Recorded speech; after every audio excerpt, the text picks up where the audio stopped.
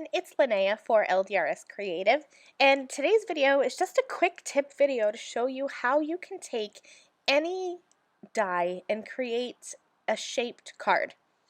There's a couple ways to do this, but I'll show you my favorite way. So I'm going to be using the Haunted Mansion stamps and dies, as well as the Graveyard Ghouls stamps and dies. I have some gray cardstock here, and this is maybe a medium to darker shade of gray. And I'm taking that mansion from the Haunted Mansion stamp set, and I'm going to just put this on my piece of cardstock. This is currently cut to A2, so it's 4 1/4 by 5 1/2 inches, but I'm going to be cutting this down.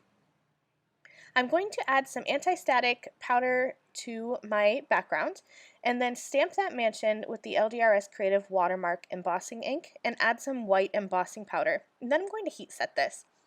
You could stamp this onto white cardstock and color this with markers or watercolors or however you prefer to color, but I wanted to keep it simple and just kind of add a little bit of white heat embossing, and I'm not going to be doing any coloring on this mansion. I'm going to heat set this, and once it's done I'll have this whole mansion in my shiny white embossing. I wanted to add a little bit of dimension near the bottom, so I'm going to come in with some Raven hybrid ink. I had my brown ink at first there, but I'm going to use my black ink and just add a little bit of shading.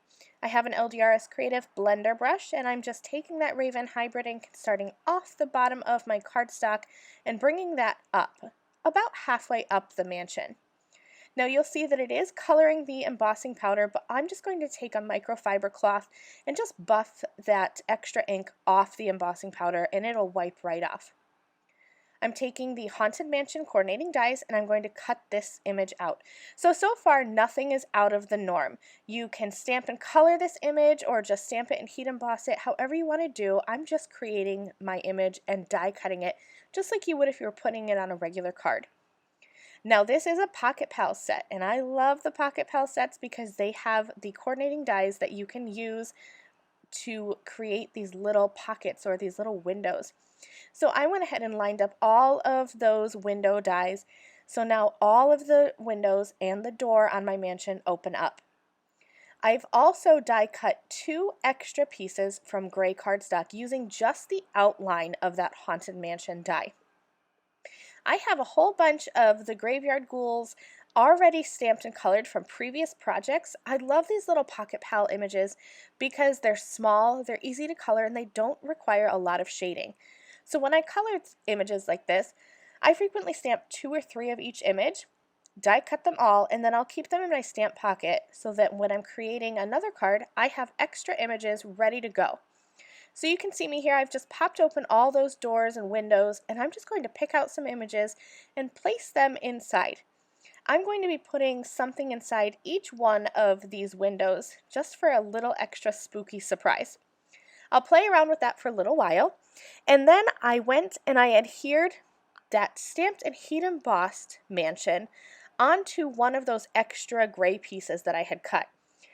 This is just so that I have a background, and you can cut this from any other cardstock. In fact, I think it would be really fun to cut one from yellow so that it looks like there are some lights coming from inside the house. But I just went with gray. I had the gray cardstock out, and I was kind of going for a monochromatic background, and I wanted all of the color to be focused on my images.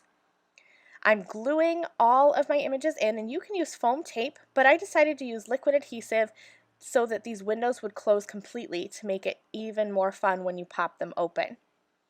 Alright, so now I'm going to move on to making my shaped card, and I said in the beginning that there's a couple ways to do this. One way is to take a regular card base and hang the die off the top so that you don't fully cut through the fold at the top.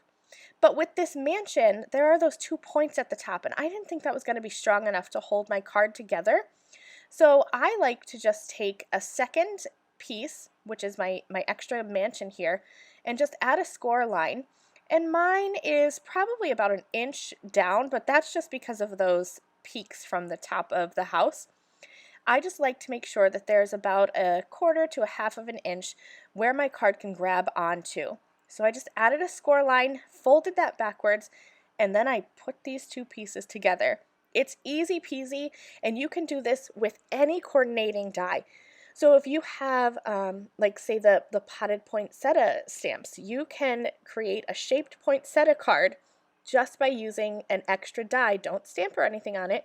Just cut that extra die, add a score line, glue them together either with liquid adhesive or a strong double-sided adhesive. Here's one more look at this adorable Haunted Mansion Pocket Pals shaped card. I hope that you take this quick tip and that you create all kinds of shaped cards. It's really easy to do and it's super fun. And this mansion card will fit inside of a regular A2 sized envelope. There's no extra dimension on it, so you don't need any extra postage or anything. And this would be such a fun surprise for somebody to get for Halloween. Thanks so much for watching, and I'll see you again soon. Bye!